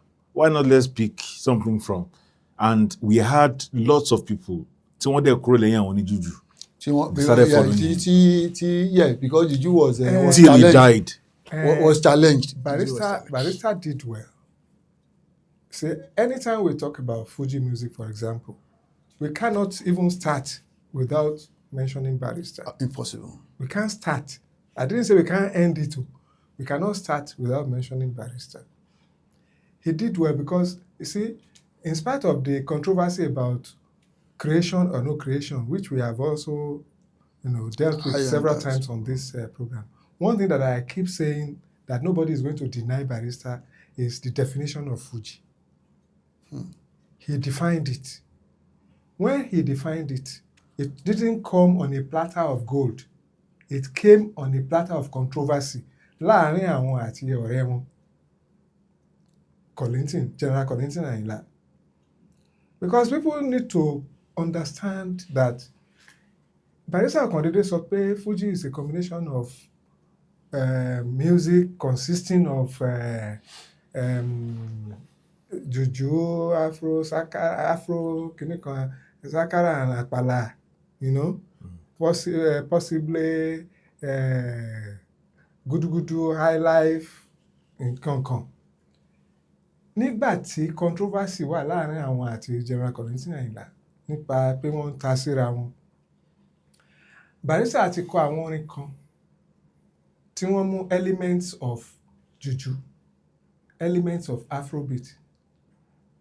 If you wanna now your thought be that, So, whereas General Kollington sọ pé kákọrin òbé pẹ̀lú Sànnípọ̀ o, kákọrin àká pẹ̀lú Yusufu, akọ́lá wọlé mọ̀ orin wọn ò yàtọ̀ sí gbé kinní kan. Kollington was trying to say that pé ní nǹkan táwa ń pè ní Fuji ó ní scope. Ó ní scope. Well defined scope. Ó ní scope. Gbogbo ara mọ̀ pé orin wéré là ń kọ. So bá a ṣe ń kọ wéré yẹn ló yẹ ká máa improve lé lórí. But Barrister saw beyond bá a ṣe ń kọ wéré tó di Fuji. He saw mo lè fi styles àwọn tó kù yìí mo lè infuse ẹ̀ sínú nǹkan tá à ń kọ tí mo máa fi jẹ àwọn followers wọn, àwọn fans wọn, which actually was what led to the definition of Fuji as consisting of virtually all other genres. So whatever genre tó bá mọ̀ ọ̀kan tó bá ti lè fi ohun Fuji kọ, ó ti play Fuji. Okay? Mm-hmm. So in defining Fuji that way, he was able to give any Fuji musician the opportunity to explore. Go anywhere. And that's why, and you cannot fault that definition as of today. Ìyẹn mo sọ pé tí a bá fún Barrister ní anything, a gbọ́dọ̀ fún ní Fuji definitor. I hope the grammar is correct. But I'm just saying that he defined Fuji. Clearly. In recent times, Oshupa also has added to the definition of Fuji when he went in the culinary way, using different food and consumable items to define Fuji. Wọ́n pè nǹkan kan ní jambalaya, àwọn lóúnjẹ náà nìyẹn náà. Ó pè Fuji cocktail, cocktail ní Fuji music, where you combine different type of drinks. Kíní kan ní Fuji, he used food, to describe Fuji music. But the original definition of Fuji music was given by Barrister, and it paid off. But most of the things what I fẹ́ fún wọn sìn pé okay tá bá wò pé àwọn nǹkan tí Fẹlá ṣe yẹn, most of those things Fẹlá style náà ni Barrister fi achieve. One of his most popular albums is Fuji Garbage 2. Fuji Garbage 2 was Afrobeat, even from Fuji Garbage 1. Fẹlá did Afrobeat, Barrister ṣe Fuji. Yes. kí ni Sunny Okosun ṣe? Ozidi King, ó pẹ̀lú Ozidi pẹ̀lú music, high life pẹ̀lú kí high life and Edo and Afro. high life làwọn in ẹ fact, pé high life Ẹdó yàtọ̀ high life Igbo yàtọ̀. Peter àwọn Dr. Waifo yẹn. Yes, Edo that yẹn. was his master. That was the man who. Tí àwọn Ọ̀sàdébé tún yàtọ̀. Ó tún yàtọ̀. Igbo Tí náà. East Igbo yàtọ̀. tí East yàtọ̀. I think let's give Sunny Okosun's another flower. He also used a lot of Caribbean influence. Then Lagos ló ń gbé. Okay. So Ali rule out influence. Yeah. But I think he was a fantastic composer. Yeah. Yes, Yeah. He did well. Before we leave this Fuji thing, you see, another thing tí àwọn tèmi rí tí Barrister particularly tó ṣe ni pé you know before Barrister came online, every band leader ló máa ń play instrument ló gbúdọ̀ gbé instrument kan lọ́wọ́. Yes. It will have confined African music into the dungeon of Western orientation if we had continued that way. Because juju, high life, gbogbo tí a mọ̀ ń gbà yẹn ni pé you must play, you must stand like this. Àwọn manager IK Daro òun náà gbé kinní kan. But accordion. Barrister pẹ̀lú àwọn tó jáde pé regardless of this, and you couldn't have done that tó o bá sure ara ẹ̀. Regardless, he came out and he stood and he sang. But the tradition that he met was in the region of Apala. Yes. But ṣé àwọn báwọn Àpàlà ti ń lọ àwọn olórí resuscitate ẹ̀ náà. Àwọn Àpàlà àwọn juju àlàfo ti ń confine wọn. Ẹ mọ̀ pé Fuji almost push juju to the back. Yeah. Let me just be moderate. Yeah. Because ó dé boldly kò regard and that was until Shina wá bẹ̀rẹ̀ tó wá gbé guitar. What we know gbogbo gbàtà wa gbogbo 90 kò gbúdọ̀ gbé guitar kan lọ́wọ́. Shina gan ò gbé guitar. No, tó gbé guitar lẹ̀. Òun ló wá gbé guitar lẹ̀. Ọkọ̀ gbé later gan náà. Ọ̀nà later ló wá gbé guitar lẹ̀ tó wá lóun free. So I gbúdọ̀ give Barrister for that bolding. But you see, there is still we need to get some things right. Yeah. In where Barrister was coming from, which was Were, there was no need for any Were singer. Yeah, to do that. Hold a musical. But if he had not been a man of his own, somebody will have vero pé kó lọ copy àwọn ilé. Ṣé understand tí mo sọ? Mi n tí délẹ̀ o. Okay. Kò tí there was no need as a Were singer to do that. Despite the fact that some of them didn't play recorder. Barrister himself played mouth organ. But ṣé mọ̀ pé little náà ni contribution àwọn instrument yẹn sí total instrument gan the total musical performance. Yes. So there was nothing really since you there was no need to learn to play the guitar before you sing Were or sing Fuji. There was no need to learn to play even the recorder and the mouth organ that we were talking about. Yes. They were just to spice things. They don't have a role, a very cogent role. Then àwọn tí wọ́n wò ń wájú, àwọn tí wọ́n jẹ́ mentors fún àwọn Barrister. Apart from the Obey era when he became the Fuji artist that we knew him to be, àwọn Baba Yusuf Olatunji. Because Barrister played Sakara for many years. He played Sakara. That's why I pé wéré ni wọ́n ti ń bọ̀. Now, a mọ̀ pé ní oní Sakara, àwọn tí wọ́n lead Sakara, ó pọn dandan kó o lè play gòjé tá a bá fẹ́ rí ẹ as a bona fide leader. But Esaka ò play, ṣé Esaka play?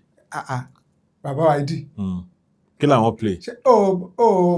Bọ̀ pé mo lo bàbá Esaka pé kì í ṣe tilẹ̀. He played gòjé too.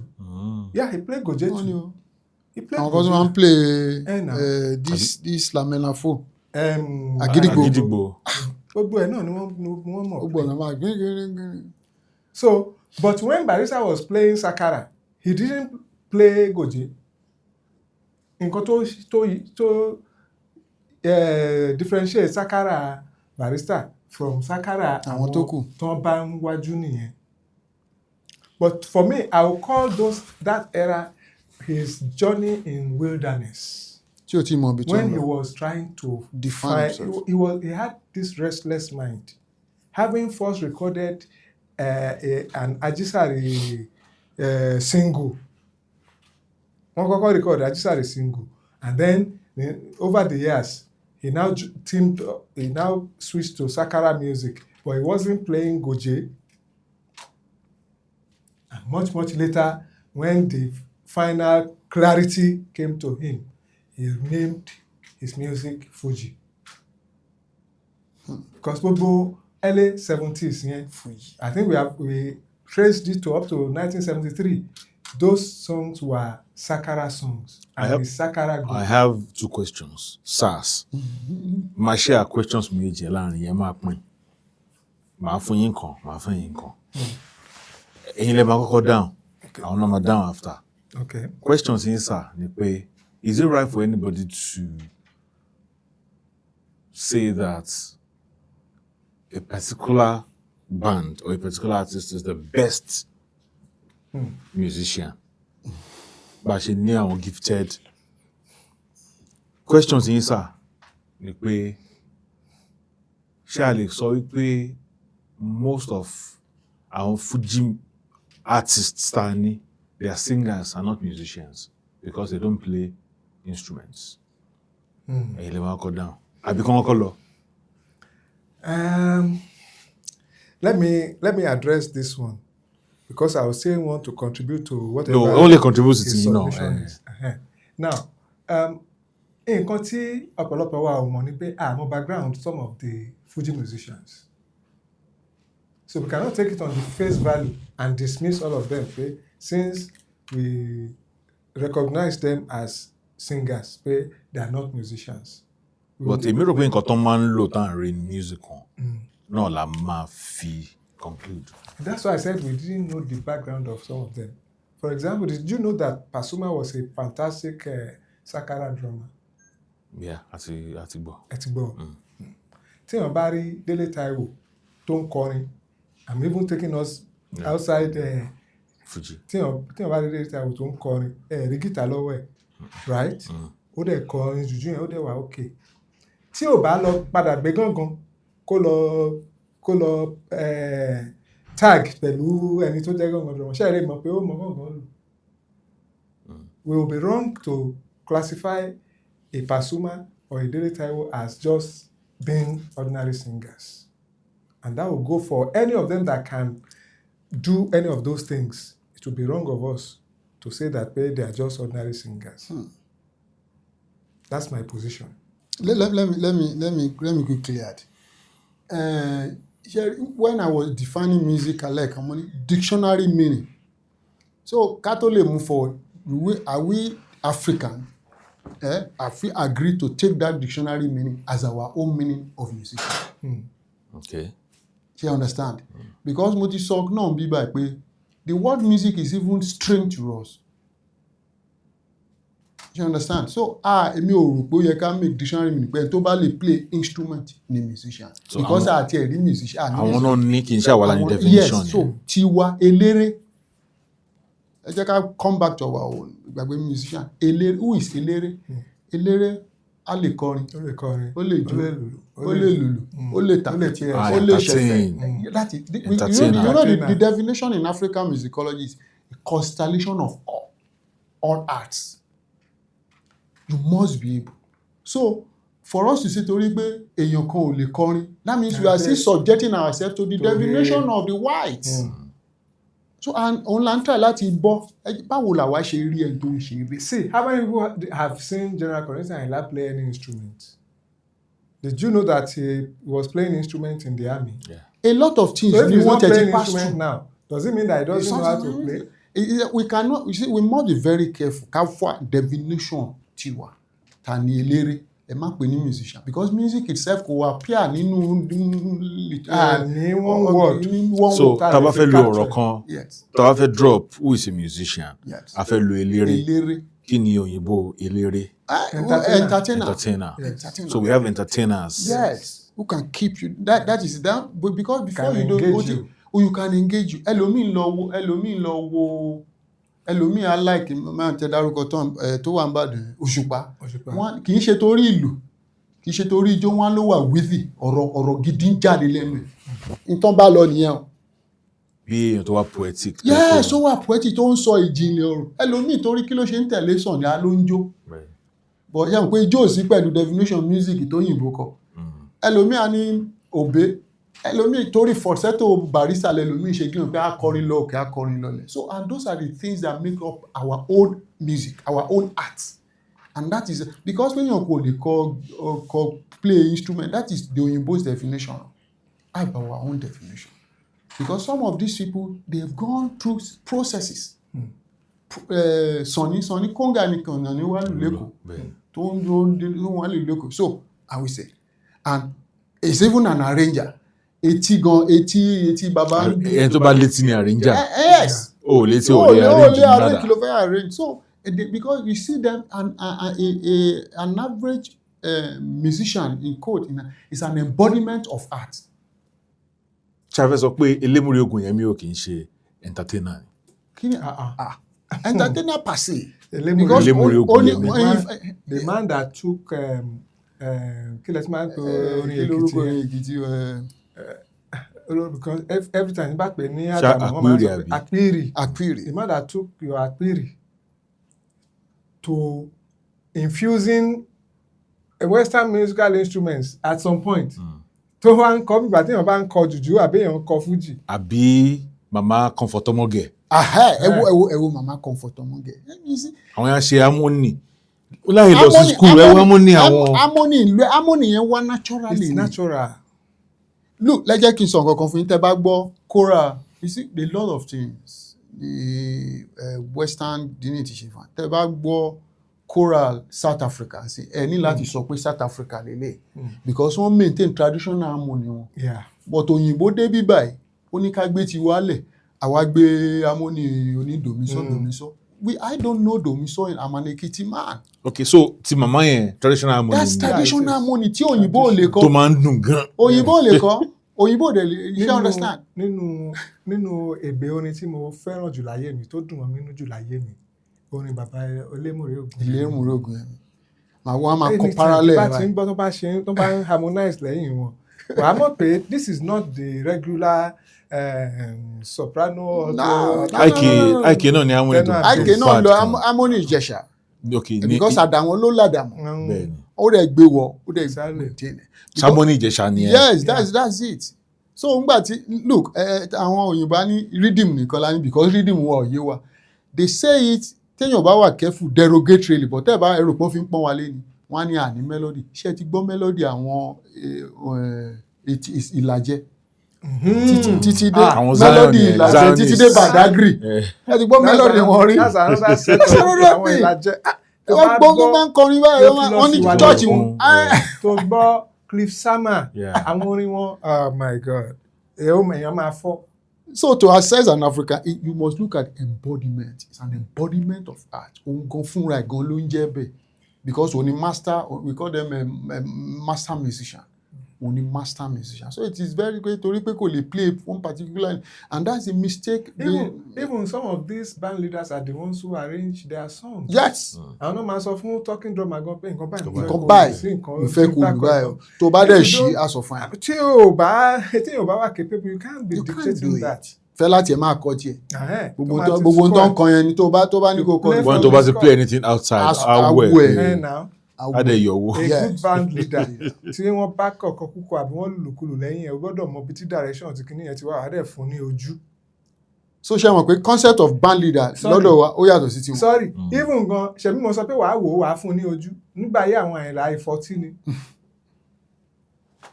tó bá gbègbèkúgbè wàá jẹ́ fọ́tí. Lọ́dọ̀ àwọn kan èpè ni. Ó ti ń dàrú because ó ti tó nǹkan ẹ̀ wọ́n ti ṣe rehearsal. So back to your question for him now. So that he can address that. Okay. Come to address it.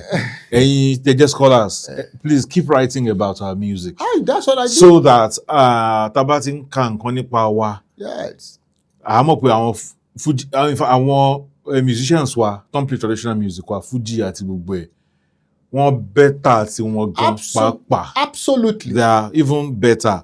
Tẹ́ bá pè wọ́n musicians, àwa tún rate wọn ju musicians lọ bí they are general entertainers. Embodiment. Yes. Embodiment. Ẹ yẹ ká wo K1. Ẹ wo bí tí K1 tí wọ́n bá Fuji music dé ń sìn. It is hardly recognizable anymore. But one particular thing that he kept and that sustains the Fuji in his music is his intonation. No matter the level of sophistry of instrumentation tó wà lẹ́yìn wọn, ẹ rí pé when he belts out his vocals, this is unmistakably Fuji. Because Fuji ní melody, ó ní scale tiẹ̀, nasal kìíní yẹn. Ó ní sequence, ó ní bó ṣe ń lọ. Only skill tẹ̀. Yes, scale tiẹ̀. That's why you see Fuji originated from Were. They really totally remove Fuji from Muslim tradition. That is why majority of them, that Islamic influence. Majority of them are Muslim. Because that Muslim tonality must be present. It must be present. They have their own tonation, they have their, and which they must make. Ṣé níbi tí K1 tó ṣiṣẹ́ dancing, ká sọ pé he is an ordinary singer. No. A musician, you see, a key prison musician in Africa is somebody that embodies the art. Àbí Adéwálé Àyùbá. Lórí stage. Àbí àwọn ọmọ tá a ṣẹ̀ṣẹ̀ bí ní sí kan wá rí sàn ní tó ra ń jó lórí jẹ́ kan wá ní kò play musical instruments. Bàbá yẹn gan ló ń jẹ́ fèrè fún wa. Àbí Fẹlá. You understand? So, but wọ́n fẹ́ define wa pẹ̀lú yẹn ni, and that's we scholar will now say, can we look at this and can we take this definition, can we generalize to our own thing? Now, going back to my own question, pé who is the best? The word best is very subjective. Very subjective. Ó dàbí ẹni tó bá fẹ́ define elephant, tó bá fọwọ́ kan mẹ́wàá ní elephant yìí mà le o. Tó bá fọwọ́ kan etí àwọn elephant yìí mà le. The word best, I don't think the word best has a place in the generality of art. Because a ti ń sọ náà látàárọ̀ nsìn, mo lè lọ máa wo òṣùpá torí pé ọ̀rọ̀ yẹn ó lè jẹ́ òun ṣe ń gbọ́ láràárọ̀. Now, mo lè play sàn nílé nítorí pé mo fẹ́ bú landlord mi. In tí mo fẹ́ mbẹ̀ ni mo ń lọ. So, this is the best. Are you saying is it the best guitarist? Then what is your yardstick? In academics, you do not generally in art. Because what is another thing? What is the best today? Is it going to be the best tomorrow? Some things are rejected today. It will be accepted tomorrow. So it's a very relative thing. Now, I know why they use it for commercial purposes. We can't read because commerce is part of art. But commerce should not be a yardstick for measuring the success of art. But it does not make your art good. No, it doesn't. So we can't use it. But now I can say, okay, this one can come out with my favorite. My favorite is personal. In my own opinion. It's personal. It's personal. It's in my own opinion. Fine. And we are 5 here. That means we could have 5 best vocalists. Absolutely. Even in classical music, ẹlòmíà ní ẹni tó ń kọrin tí ohun ẹ̀ high jù ní best. Ẹlòmíà ní ẹni tó lè maneuver tí ohun ẹ̀ high, but ó lè lọ òkè lọ́ọ̀lẹ̀ tó lè ẹ̀ ti gbà òun ní best yẹn. So using the word best is just an exaggerated subjective to your own opinion. It can be contested anywhere. In fact, to buttress his point, when you pick up a piece of art or an artist and you tag that person the best, absolutely, we'll ask you, at what? Because art, music especially, does not serve one purpose. At all. It serves more, it's a multi-purpose venture. And nobody can have it all in one. You cannot be the one that is so philosophical and at the same time to be the most entertaining. So in every genre of music, there can be no single best at all. In any genre of music, there can be no single best. What you are going to always have are personal favorites. Whoever you are a fan of is your best musician. That is your opinion. You are entitled to Ronaldo at Messi. Always fight every day. Do you know that as far as I'm concerned, in football, that is just by the way, my best player ever, the greatest of all time, is still Errantes do Nascimento, Pele, otherwise known as Pele. That is my choice. I love Messi, I love Ronaldo, I love Maradona, but the best of them was the king of football, Pelé, and I have my reasons. Until all of them go and win the World Cup 3 times in 4 appearances. Àwọn eléyìí tí wọ́n lọ ní ẹ̀mẹ́fà yìí tí kan nu wọn ló jẹ́ pé ẹyọkan ṣe olóṣì win tó máa bóyá máa win ìkejì nísìn lẹ́ẹ̀mẹ́fà. They cannot even match him again. But it's still my own subjective opinion about who my best footballer is. So coming back to music, you cannot have all the characteristics of music in one person to enable that person become the best. No. Not in any genre, not across all genres. Even àwọn orin wọn tá à ń sọ pé this is the best of Barrister. This is the best of Wasiu. The best ẹni wá jẹ best ọdọ èyí tí wọ́n sọ pé kò dùn yẹn òun gan ni. Sir, let me cite an example. I have a small daughter ó ti dàgbà díẹ̀ nsìn. We drove from Lagos to Ekiti.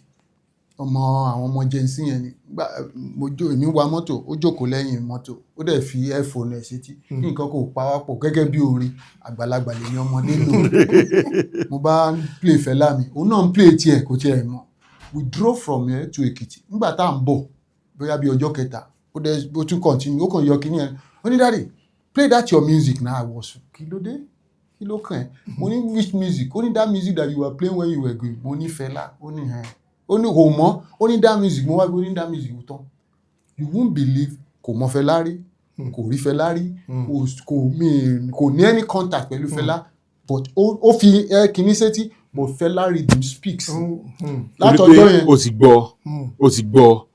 gbọ́ ti rí nǹkan kan nínú ẹ̀. Kò ó gan ò lè explain nǹkan tó ń rí but kíní yẹn speaks in neurons because music appreciation has to do with neuro inú ọpọlọ ló wà so and bí fingerprint ṣe wà náà ni ọpọlọ wa wà méjì ò lè jọra wọn.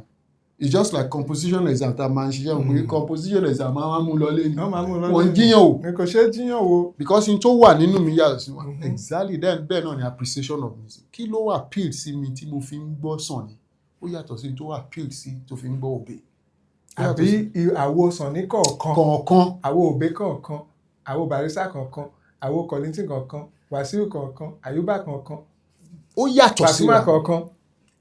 Àwọn gan tó bá fẹ́ sọ èyí tó tà jù náà máa ń sọ and that's not it. Bẹ́ẹ̀ni ìmí nostalgia ó máa tún jẹ́ kí èèyàn tún fẹ́ràn pé mo rántí pé nígbà tí rẹ́kọ̀dù jáde nǹkan bá ló ṣẹlẹ̀ ibà èèyàn lọ́ọ̀fẹ́ díálù. Ṣètẹ̀rí properties tó make a good music ó pọ̀ ara ẹ̀ ní melody wà harmony instrumentation arrangement delivery philosophy entertainment value rhythm kò sẹ́ni tó lè kó tán nínú orin kan that will now make that orin to be the best. Kí ló fẹ́ báwo ló yẹ fẹ́ ṣe. Ṣé gbogbo orin Michael Jackson ló jẹ́ best? No. It's absolutely not. No. Absolutely. Bí mo ṣe like Michael Jackson tó àwọn orin ẹ̀ kan wà tó mi ò kò tiẹ̀ sit down pẹ̀lú mi rárá. Tí n bá sọ kí nìkan fún yín ẹ lè fi mi ṣe ẹ̀yẹ. Bí Michael mo máa ń sọ pé kò sí ẹ̀yàn tó popular tó Michael Jackson láyé.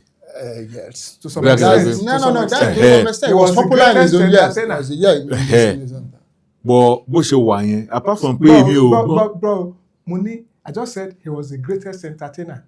I didn't qualified say he was the greatest of all musician, the greatest entertainer because Michael Jackson was far more than his music alone.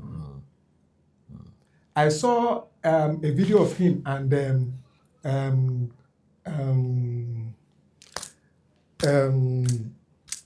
James Brown, where Michael, it was one of these awards, Michael went to present an award to James Brown, and in his tiny voice, he was saying, when I was growing up, this man was my idol. He still remains my idol till today. And both of them were dancing. You could see that the influence of Michael Jackson's dance steps were from James Brown. And James Brown was so gracious to say, put that hood back on him. That's the guy. That's the guy. It's the man.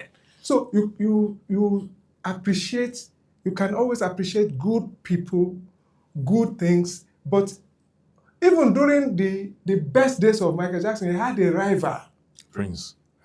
It was fierce. It was, àwọn tí wọ́n jẹ́ lovers Prince were always forcing it down our throat that Prince was better than Michael. But Michael was more popular. But Michael was more popular. But Prince now was not a bad singer. He was also a bad. Ó máa ní followers. Ó máa ní followers. He was a colossus. Ó máa ní audience. Ọ̀rọ̀ wọn fẹ́ dàbí Barrister àti Kollington. Wọ́n bára wọn fa gan. So each time it is not proper or appropriate for individuals to, force others to accept their own viewpoint about an artist or about a music. Art is very personal. Kò ṣe pin o. Nǹkan tí mo drive at lẹ́ẹ̀kan pa Michael tí mo sọ. As popular as he was in his lifetime and as still is. Yes. Èmi ò gbọ́ òyìnbó. Gbogbo ohun tó ń sọ yẹn jẹ́jẹ́ máa ń pick. But tó bá sì di music video. Ibi tó sì mú àwa nìyẹn. Now that's another thing. So má sọ wípé orin Michael kan ló dáa jù. Video yẹn làwọn ń wò. That's another thing. Ẹlòmíì video ló base assessment. Meanwhile, somebody like me now, if I want to assess your music, because video is visual. It's another kini tún nìyẹn. It's audio at lawaso. So it is strictly personal. Yeah. It's somebody one man low for commerce purpose. What I can't go.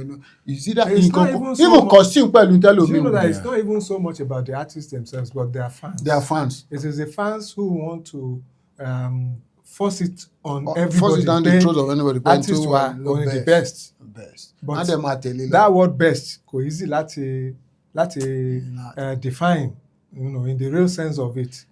You can be good, but to make you the best kò easy. Ó tiẹ̀ ní bẹ́ẹ̀ ẹlòmíì máa tó máa ń wo tẹ̀lé market wọ́n máa wò wọ́n máa sunkún èmi ò rí reason láti máa sunkún. You see, one of the properties of music is emotional. Emotional. Kò appease emotion tèmi. Ìyẹn Michael lẹ́yìn sọ àbí. Wọ́n máa wò wọ́n máa sunkún. Artist méjì kan ló wá ń pa ìwé ẹ̀kún. Méjì. Lucky Dube. No. Baba Obe ni number 1. Okay, then Lucky Dube. Lucky Dube ni number 2. Now another thing ni pé ó lè jẹ́ words ló touch. Guitar. Ẹlòmíì ọ̀rọ̀ ẹ̀ la máa ń guitar Baba Obe. Then kí ni pitch bend sí Lucky Dube máa ń lò yẹn. Àwọn sọ pé ṣe ló ń sàmì ẹni pé wọ́n ló máa ń sunkún. That is sunkún o. Ó play music ni o. You know I talk about Nero. I always refer to Lucky Dube as akọrin bí ẹni sunkún. Ó máa ń dàbí ìgbà tí wọ́n ta mí ní ọ̀fà nínú ọkàn mi. You see two people, just two of you. You have different perspectives. Bí music ṣe máa ń bó ṣe máa ń rí lára nìyẹn. Artist abáre tó bá wà highly philosophical in his lyrics, it doesn't make him the best. Because so many other things. Another artist who were gifted with humor in his own lyrics and well endowed with rhythm. Àwọn kan wà tó yẹ pé their love for music is about vibe and rhythm. Dr. Sheman wo Indian film. Sheman wo Indian film. Mímí owó mọ́ sí ọgbà àwọn kékeré. Sheman wo Indian film kẹ́ máa sunkún. Dáadáa. Kẹ́ máa gbọ́ àwọn orin because àwọn yẹn tún yàwó ẹ̀ lọ́tọ̀. Wọ́n máa play soundtrack fún ẹ̀ máa kọrin ẹ̀ lẹ́yìn máa sunkún. Àyàn báwo ṣòlè nígbà tí Amitabh tó kú. Kódà ó fẹ́ lè máa mú mi wá sójú rẹ̀. So ṣe ẹni tí yẹn bá wọ emotional. Kò sí bí o ṣe ní. And emotion is personal. Yeah. And music deals with emotion. Ṣẹlẹ̀ ní àgbẹ̀ kí wèrè ń ṣe ẹ́ ni o ṣe ń sìn sunkún. Ó yàrá pé Kí ló dé? ń sìn sunkún sọ̀rọ̀ pé ń gbọ́ ìyá ọmọ ẹ̀ ń bọ̀ lọ sí ọmọ ẹ̀ ọlọ́mọ ọmọ ẹ̀ sí ọmọ bí. Gbọ́wọ́ ọmọ nǹkan tí. O ti rí àwọn tí wọ́n lè wo horror film. Tọ́wọ́ máa daṣọ bójú. Later ni mo bẹ̀rẹ̀ sí. Tó bá ń wo horror film. Later ni mo bẹ̀rẹ̀ sí wò. Mo wá rí kó máa ń dùn. Àti ẹ̀ sọ okay tá a bá sọ ẹ̀ àwọn tó jẹ́ pé some people are gifted in music. They are also musicians. They are composers, but they have bad voice. But when you compose, when you sing it, you are okay. Yeah. So where do we? I don't know. Want to see any limelight? One day they compose. Àwọn gan ni igi lẹ́yìn ọgbà. Àwọn gan ni igi lẹ́yìn ọgbà. I have a student. Well, that's what he does. And so bá ti compose, I saw sorry online. Wọ́n dẹ̀ ń rà lọ́wọ́ ẹ̀. Ẹni kò kọ́, ó dẹ̀ ń gbowó. Ẹni kò kọ́ kò lè kọrin. Ṣó yẹ kó máa gbowó ni. Àkànṣe ní gbowó. ọ̀fẹ́ ló yẹ kó máa fáwọn. For his Níbo? composition. Ìtì- Ọ̀ṣẹ́ ní gbowó. no bọ̀dá aláyé ló sọ fún mi No, pé no no. ẹni tọ́nà bá ti fún pé ẹ kò kàn máa fáwọn èèyàn lórí. Ọlọ́run bọ̀ tó mo fi dá. pé bọ̀dá aláyé kàn sọ yẹn. No, That àkànṣe. reminds me. Let me send you to Bodalai. no ẹni nọ́mbà I'm wọn saying it. I'm saying it. ẹ sọ́kàn gbọ́ báyìí. Orin tí wọ́n ń ṣe tí wọ́n fẹ́ fi jẹ́ kí Fuji yàtọ̀ yẹn gbogbo wa la ṣì ń retí àti ń retí láti last year o. Àjọ Sunday ni. Bẹ́ẹ̀ni. Ralai ẹjọ́ we need that song ẹgbẹ́ wa sábàlẹ̀ tó a fẹ́ gbọ́ orin yẹn. all right sir mo rò fí wà lè close by. Definitely. We have a ó dàbí kó má tàn mọ́ ni. Ó dàbí. ẹ ṣé gan ni Dr. Bayo Ogunyemi, Thank you so I'm happy to have you ní Agbaletu. I'm also happy to be here. Mi ìmọ̀ bóyá tó wọ́n kí bọ̀ ẹ bá wa kí Baba. bàbá o Dr. Dike Olukoya ẹ bá wa kí wọn pé láti Agbaletu a kí wọn àdẹ̀ ń rí àwọn nǹkan tó ń ṣe láti pẹ́tipẹ́ wọn kò ń ṣe àná tipẹ́tipẹ́ then this ṣé library náà kọ́ tó ń kọ́ high life music sí pẹ̀lú evergreen That's Bimbo. Bimbo gbogbo ẹ̀ náà là ń rí wọn kú iṣẹ́ takuntakun a kí wọn Alhaji Bayo Adegbenro Alhaji Sulaiman Adegbenro Thank you. ẹ ṣé gan ni sir tó rẹ sọ pé Sulaiman yẹn pé